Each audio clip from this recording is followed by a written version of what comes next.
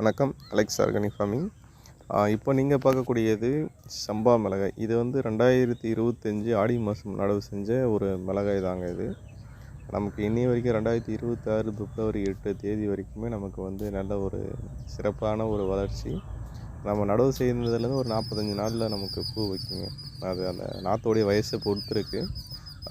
பொதுவாக எல்லாத்துக்கும் சொல்லணும்னா ஒரு 45 நாளில் ஃப்ளவர் ஸ்டார்ட் ஆகி பூக்கள் பூக்க ஆரம்பித்து நமக்கு ஒரு 55 to 60 நாள் 65 நாளில் நம்ம வந்து முதல் அறுவடை பறிக்கிறதுக்கு நமக்கு பெரும்பாலான காய்கறிகள், அதாவது தக்காளி, மிளகாய், கத்தரி, இதுபோல் இருக்கக்கூடிய ரகங்கள் வந்து நமக்கு பெரும்பாலும் இந்த டைமுக்குள்ளே நமக்கு வந்து அறுவடைக்கு தயாராகிடும். அது அந்த நாற்று விட்டதுலேருந்து நம்ம நடவு பண்ணக்கூடிய நாற்றாங்கல்லேருந்து நடவு பண்ணக்கூடிய வயசு கொடுத்துருக்குங்க. நல்ல ஒரு விளைச்சல் கொடுத்துருக்கு.